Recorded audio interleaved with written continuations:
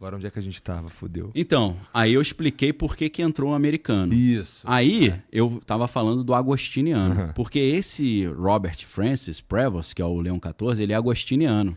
Agostiniano tem 2 aspectos nele que ajudam ele a continuar o trabalho do Francisco na América Latina, segurando os católicos para não virar evangélico. Primeiro, ele também é latino-americano porque ele é peruano, né? Naturalizado. Ele é chefe de toda a parte da América Latina da Igreja Católica, ele é o responsável pela América Latina e ele fala espanhol fluente, ele mandou um espanhol até na posse lá. Não falou inglês, o que é interessante, o cara americano, nasceu em Chicago, não falou inglês, mas falou espanhol. Por quê? Para não ficar aquele negócio de, ele tá trazendo o império capitalista agora pro Vaticano, que eles estão na opção preferencial pelos pobres até então. E aí, o que é interessante? Além dele ser latino-americano, entre aspas, naturalizado e poder continuar esse trabalho de fazer a ponte, ele é agostiniano. Pô, Martim Lutero era agostiniano. E os agostinianos devem estar doidos para falar, um agostiniano fez essa bobagem da reforma protestante, a gente vai resolver essa parada com outro agostiniano. Bora pra cima, entendeu? Entendi. Então eu falei, cara, esse maluco é o cara perfeito, hora certa no lugar certo, meu irmão. Tinha que ser ele. Depois que eu descobri quem ele era, eu falei... Eu intuí que era um americano, mas esse cara é perfeito, encaixou igual uma luva, meu irmão. Eu não sei porque que ele escolheu o nome Leão XIV. Então, isso aí é outro mundo de conversa, né? É Tinkerbell? Não, esse é pé no chão, pé no chão. Porque o Leão I, Leão Magno, Leão Grande, foi o cara que resistiu à invasão da Europa do Átila Huno. Tá. O Átila Huno veio com elefante, meu irmão. Cruzou o Estreito de Gibraltar, dominou a Espanha, França, Portugal e foi indo para Roma. Passou pelos Alpes suíços de elefante. Brabo. Chegou lá, meu irmão, papa kamikaze o Leão I. O Leão I falou, isso aqui é comigo. Foi sozinho falar com o cara, com o exército. Falou, meu irmão, pega tuas coisas e dá a linha na pipa aí, que aqui não tem essas palhaçadas, não. Aqui é Roma, irmão. E tô fazendo uma brincadeira, mas o maluco cascudo. Ou seja... Ele foi um papa corajoso que resistiu a um momento sério ali de guerra. Então um nome pesado, né? Forte. Leão I. O Leão X foi o cara que deu mole e deixou Martim Lutero fazer a reforma protestante. Então quando você pega um cara leão e agostiniano, tu vai para 1517, a zebra que deu com Martim Lutero. Então talvez ele seja o leão que dessa vez vai mandar não o Átila Huno, mas o Martim Lutero para casa. E aí tem o Leão XIII. Leão XIII, que foi o último leão antes dele, foi o cara que falou... Ele fez uma encíclica papal, uma bula papal, chamada Rerum Novarum, que é das coisas novas. Aí você fala, que coisa nova? Opção pelos pobres. Vamos ser uma igreja mais social. Então esse cara tá puxando reforma protestante, ele tá puxando coragem, ele tá puxando a parte social mais progressista. Pô, o nome Leão caiu igual a luva. Foi perfeito. Tudo, então. Todo o cenário ali. Cara, perfeito. Tinha que ser esse cara, meu irmão. E, mais uma vez, eu repito. Essa galera não brinca em serviço. Os caras estão aí há 2000 anos. Então, a galera sabe jogar o jogo muito bem. É tudo muito redondinho. Ali não tem bobo, não. Entendi. E aí, mas se a gente estiver falando que a gente está chegando num momento de apocalipse, então isso faz dele um falso profeta. Né? Faz dele um cara misterioso, perigoso. Faz dele um cara que pode se revelar como alguém que vai... E tu disse que ele era uma esfinge, né? É difícil de ser interpretado, porque ele é um camaleão, uma esfinge, né? Me interpreta ou te devora. Aí entra um negócio mais louco, que é... Uma perna é Tinkerbell, a outra é pé no chão. Uma perna tá voando, a outra tá no chão. Cara, existe um livro de 2013 chamado Exovaticana. De uma duplinha chamada Thomas Horne e Chris Putnam. É um tijolaço de 657 páginas que a história era o seguinte. Esses caras escreveram um livro chamado Petrus Romanus, que faz uma referência à profecia de São Malaquias dos papas. Você já deve ter ouvido falar nisso, né? Na profecia dos papas. Então, o último papa, que seria o último papa da existência da Igreja Católica, seria um cara, segundo essa profecia, que tem 50% dela é forjada, o outro 50% não tem como forjar porque foi de 1550 para frente. Para trás eles forjaram tudo, botaram só os amigos. Para frente, como é que o cara vai saber? Ou o cara chutou e acertou assim, com 0 de chance, ou o maluco fez um download de alguma informação ali. O último dessa lista é o Papa número 112 de 1113 para frente, né? Que é onde começa a lista. O último seria, o apelido dele é Petrus Romanus, ou Pedro de Roma. E a profecia fala que ele ia governar o Vaticano em um momento de muito caos, tentando cuidar das ovelhas, e depois viria o fim. Aí o cara fala, pô, fim é o fim dos tempos, né? Apocalipse, que acabou, não tem mais papa. Então, a galera, por causa disso, Petrus Romanus, começou a pensar, vai ser o Parolin, então, que é o romano, que é italiano, né? Não nasceu em Roma, mas é italiano. Só que aí a galera é tão sambare. Isso é uma parte sambária e uma parte fundamentada, porque no livro Petrus Romanus, no estudo das profecias, os caras identificaram mensagens codificadas em letras separadas, ou letras no início de cada palavra, por exemplo. É uma loucura, tipo aquele livro, O Código da Bíblia, que o cara mistura as letras em hebraico e acha queda da Torre Gêmea, né? A mãe de Ná, acha tudo ali, né? É meio maluco, mas já veio a galera falando, peraí, o nome dele não é Pedro, nunca teve nenhum papa chamado Pedro, porque eles entendem que Pedro foi o primeiro papa, eles acham que é ofensa tu chegar, não, eu sou Pedro. Falar, pô, meu irmão, baixa a bola aí, né? Então a galera tava achando que ia chegar um cara com o nome Pedro. Por isso que quando me falaram, eu tô na live, a galera lá, é o americano, me fala o nome que ele escolheu. Me fala o nome. Que eu falei, se for Pedro, ferrou, né? Aí, Leão 14, falei, beleza. O Petrus Romanus, se você pega Petrus em latim, e pega o sobrenome desse Papa Leão XIV, Prevost, você tem quase Petrus se você troca as letrinhas. Aí nego já mandou um sambar, ele é o Petrus Romanus. É que as letrinhas deram um defeitinho e vieram trocadas. Já pensou? Mandaram essa. Muita loucura, muita loucura. Aí é Tinkerbell total. Tinkerbell tá chateada comigo, né? Tô botando ela só na conta da lorota. Vamos falar da Curupira do Saci. também, Saci, depois vai lá em casa ela tirar satisfação, né? Eu tô roubado. Saci é local, né? Tinkerbell, né? Sei lá de onde que é. Um pouquinho mais longe. Pra ela vir pra cá, vai gastar uma energiazinha, né? Então tá, entendi. Entendi em partes aí. Aí entra mais coisa. Por quê? O que eu tava falando? Esses caras escreveram esse livro, Petrus Romanus, tentando entender se essa profecia tinha fundamento ou não. Tijolão. No meio dessa pesquisa, eles começaram a conversar com alguns jesuítas, e a galera do Opus Dei, só uns carinha top. São 3 caras que falaram coisas estranhas, e isso deu origem ao outro livro. Eu vou falar o nome dos caras. Padre Funes, Padre Gui Consomagno, que escreve Col Sol Magno, e o Padre Giuseppe Tanzella Nitti. Estou dando o nome dos 3 padres. O Funes era o antigo chefe do Observatório Espacial do Vaticano. O Giuseppe Tanzella Nitti é o novo... O Giuseppe Tanzella Nitti, não, o Consomagno é o novo chefe do Observatório Espacial do Vaticano. E o Tanzella Nitti é um especialista lá em diálogo interreligioso. O que esses caras mandaram? Esses caras falaram assim, você sabe por que a gente tem esse Observatório Espacial aí? Porque, por incrível que pareça, eu já fui no Observatório Espacial do Vaticano em Roma, que na verdade fica no Lago Gandolfo, que é a casa de campo do Papa, onde tem um castelo chamado Castelo Gandolfo. Eu já fui lá, fica no topo ali de uma montanha, onde era um vulcão e tem um lago ali embaixo. Deve ser maneiraço. Porra, sensacional, é cenário de filme, é muito maneiro. E tem outro nos Estados Unidos, no Arizona, num monte chamado Mount Graham. E no Mount Graham tem a lente mais avançada do mundo. Nem a NASA tem uma lente dessa. Você fala, meu irmão, pra que o Vaticano tá querendo olhar essas paradas? Eles estão caçando alguma coisa, né? Esses 3 caras, nesse livro Exo Vaticana, começaram a falar que eles estão se preparando para receber e revelar para o mundo a existência de alienígenas. E os caras falaram. Não sou eu que estou falando. Eu dei o nome dos caras. Da igreja. Louco, porque, assim, da igreja. Eu fico pensando se o dia que a gente descobrir ou que alienígenas visitarem a gente de fato, isso ajudaria isso atrapalharia, de certa forma, a reputação da igreja e tudo mais, porque desafia um pouco a ideia de... Teoricamente destruiria. Né? Esse que é o plano. Eu já falei pra você. Esses malucos não estão há 2000 anos aí por acaso. Os caras se antecipam aos BO que estão chegando. Qual é a ideia? Se alienígena aparecer, a galera vai falar, não fala na Bíblia sobre isso. Então a Bíblia tu joga fora. Eles já estão preparando o sambare. O Giuseppe Tanzella Nitti, nessas entrevistas que estão nesse livro, Exo Vaticano, EXO Vaticano, ele fala, na hora que começarem a aparecer evidências de vida alienígena, a gente não vai ter que mudar a nossa doutrina cristã.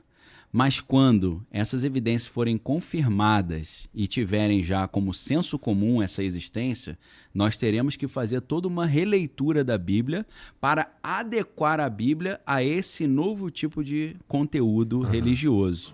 Que aí eles já há muito tempo eles têm uma linha da teologia chamada exoteologia. Entendi. É por isso que é exovaticano.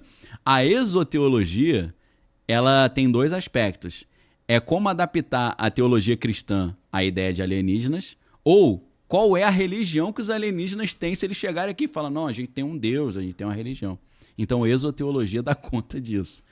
Cara, é muita loucura. Mas, dizem, no livro, eles vão nessa linha, de que os observatórios já estão preparando para quando os caras estiverem vindo, eles conseguem ver, eles já prepararam, ó, a história é a seguinte. Agora, tu não imagina qual que é o argumento que eles vão dar para o nascimento de Jesus, inclusive.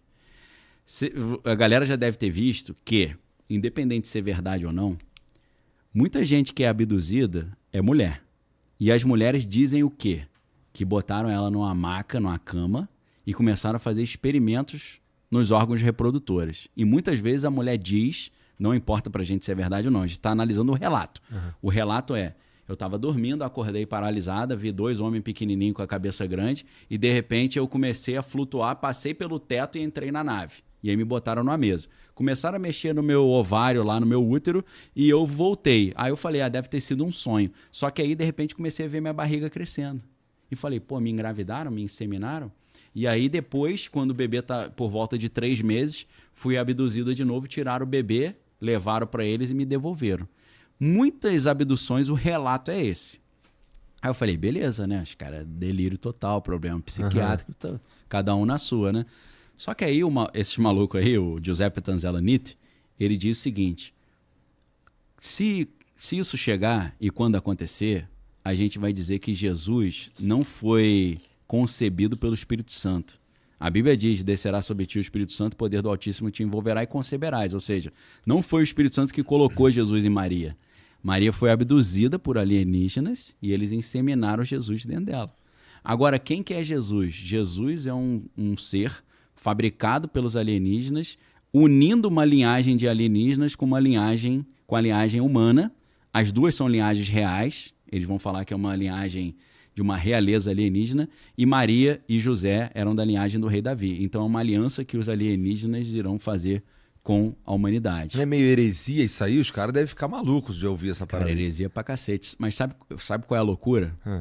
Os caras estão montando um argumento teológico de que você não acreditar na existência, não nesse detalhe, mas um cristão não acreditar na existência de alienígena, que é a heresia. Sabe por quê? Porque você está dizendo que Deus não é capaz de criar qualquer coisa. Que Deus criou outros seres. Deus não seria capaz. Um pouco, não faz? Não, faz sentido a moçambária, né? Pra já cortar quem fala contra. Lembra da guilhotinazinha da Revolução Francesa? Liberdade. Mas eu não concordo. Traz aí pra tirar a cabeça dele. Entendi. Pô, foi mal, achei que era liberdade. Caralho. Liberdade, seu dicionário é diferente, né? Definição, né? Eu já ouvi, tinha um cara que trabalhava comigo que ele falava algumas coisas assim, ele acreditava firmemente no lance de alienígena e tal. Citava muito o livro do... Era os Deuses Astronautas. Isso, citava muito Eric esse livro. von Däniken. Isso, Eric von Däniken. Falava daquela teoria de, as naves do Star Trek são perfeitas para viagem. Várias histórias que o cara ia contando, entrava nessa de ET máximo, e ele falava, Jesus, como é que tu acha que Jesus nasceu? Pô, aquilo ali é inseminação a laser. E eu ficava assim, caralho, que viagem, mano, inseminação a laser. O cara tem que gostar muito de ET para entrar nessa pira aí, né? Mas assim, me soa difícil de enfiar a goela abaixo, a menos que você faça todo um trabalho... Total. Pra tu... Não, são duas maluquices. Primeiro, isso acontecer, que a chance de acontecer acho que é mínima, mas se acontecer já tô preparado. E a outra é a explicação que o cara vai dar, né? Você fala, isso aí realmente surreal, o evento e a tua explicação. Agora, sabe o que é mais louco? Tem um mini conto, um livretinho de 2005 que você acha na internet, chamado The Lion of Judah. E eu esqueci o nome do autor. É Chipotle, um negócio assim. Muito estranho sobre o nome do cara. Tem nome de molho. Molho, tipo Chipotle, um negócio assim. Esse mini conto tá numa revista chamada Combat. Tá? Você consegue achar isso online. É um tipo um site que a galera escreve historinhas, contos de ficção científica. Tá. O cara escreveu essa história em 2005. Nessa história, começa com o Papa sendo acordado, e é altamente ofensiva à igreja. Se você é católico e for ler isso, se prepara que ele esculacha a igreja. Eu achei horrível, porque o Papa tá dormindo com a namorada dele, e aí o chefe do Observatório do Vaticano que vem acordar o Papa é filho bastardo dele. Então é uma confusão do caramba. E aí ele acorda o Papa, e o Papa fala, pô, por que foi que você tá me acordando aqui? Ele falou, você tem que sair agora. Ele falou, por quê? Ele tem um negócio lá fora que você precisa resolver. Aí ele sai, tem uma nave alienígena em cima do Vaticano, que por acaso é a capa do livro Exo Vaticano. E aí ele fala, aí o Papa começa a chorar. Pô, que agora? Ele falou, não, manda ele lá para os Estados Unidos conversar com o presidente americano. Aí o cara falou, não, eles querem você. Você que vai ter que ser o cara que vai fazer a ponte, para explicar o que é isso para a humanidade. Vai lá que agora é a tua vez, meu amigo. Sabe qual é o nome do Papa? 2005, Leão XIV, na história. Muita maluquice, né? Aí você tem um filme que saiu em 2017 chamado El Habitante. Um filme Cara, como é que tu descobre essas porra, Daniel? Sou carioca, né? Caralho. Pô? Quer dizer, sou niteroense, né? Niteroense é um carioca melhorado, né? Mais sambari ainda. É bom, isso é o que um niteroense diria. Com certeza. Os caras falam, a melhor coisa em Niterói é a vista do rio. Eu falo, quando dá pra ver, que geralmente é só fumaça, né? Que é aquela nuvem. Tá. Os caras, pô, aí tu me quebrou, né? Tem umas paradas maneiras lá. E cara, aí é legal. Tem, pô. Não, eu sou da região oceânica, né? Itacoatiara, Cambuinhas, entendeu? Ali é paradisíaco. Ele é legal. Pô, maneiro. Legal. Pô, dia de semana, praia vazia, legal pra caramba. El Habitante. Cara, o filme é de terror. O enredo do filme é muito maneiro, a ideia. A ideia do filme é o seguinte. 3 irmãs estão precisando de uma grana e elas pensam, onde é que a gente vai arrumar a grana? Bora invadir a casa do político ricão corrupto. Porque, pô, ele rouba das pessoas, a gente rouba dele, dá uma de Robin Hood. Elas invadem a casa e estão lá roubando as coisas e de repente escutam um barulho no sótão. No sótão não, no porão. Tá. E elas vão ver, tem uma menina amarrada, endemoniada, possuída. E aí eu não vou contar o resto da história, que é spoiler. Mas, ó, só esse enredo aí. Maneiro, né? Maneiro. Vamos roubar a parada e de repente... que é isso? Aí dá uma zebra terrível. Tá na Netflix, pra quem quiser assistir. Cara, o filme começa... Assim, a primeira cena, uma câmera vira pra televisão, filme 2017, morre Papa Leão XIV. Morre Papa Leão XIV. Aí embaixo passa a notícia assim, milhares de pessoas morreram de fome. Aí nego já... Ih, rapaz, quando o Papa morrer vai vir uma crise de fome, crise alimentar, não sei o quê. Eu não consegui ver o filme até o final ainda, mas me disseram que aparece a bandeira do Peru no filme. O filme é mexicano, não tem nada a ver com o Peru. Aí, pô, Leão XIV, Peru, como é que os caras sabiam? E, além disso, o filme vai falar que esse Papa, não dá o nome dele, mas diz que ele era um Papa mexicano. Aí os caras, pô, não era mexicano, mas era peruano, América Latina. Então são umas coincidências estranhas. Aí surge aquela pergunta, pô, será que filme consegue prever o futuro? Cara, vou falar uma parada que não é Tinkerbell. É uma coisa, um mistério a ser resolvido. Quem tiver tempo e disposição, me ajuda aí. Em 2022, eu vou falar agosto, porque agosto foi lançado nos festivais de cinema. Ele lançou oficialmente na Netflix em setembro de 2022. Foi lançado um filme chamado Ruído Branco, que é com Adam Driver. Esse filme conta a história de um professor de alemão, especialista em Hitler, que dá aula no interior dos Estados Unidos, numa cidade no interior de Ohio. O filme foi filmado numa cidade real chamada East Palestine, em Ohio, né? É Palestina do Leste. Uma loucura. Qual é a história do filme? A galera tá vivendo lá na cidade pequena do interior dos Estados Unidos, só que passa um trem na cidade. Aí o trem passa, tomba. Quando tomba, libera um produto químico que ele líquido não tem problema nenhum, mas quando ele pega fogo, ele vira o fogênio, que é um negócio tão mortal que foi usado na Primeira Guerra Mundial como arma química. Tá. E aí aquela fumaça espalha pela cidade, quem respirar morre, a galera evacua a cidade. Isso é o básico do filme. O filme foi lançado oficialmente, vamos botar setembro de 2022, fevereiro de 2023, lembrando que os figurantes do filme são os moradores da cidade. Sabe aquela situação que os moradores foram no cinema e falaram, lá você, lá minha tia, lá minha mãe. em fevereiro de 2023, passou um trem na cidade, tombou e liberou essa fumaça e nego evacuou a cidade.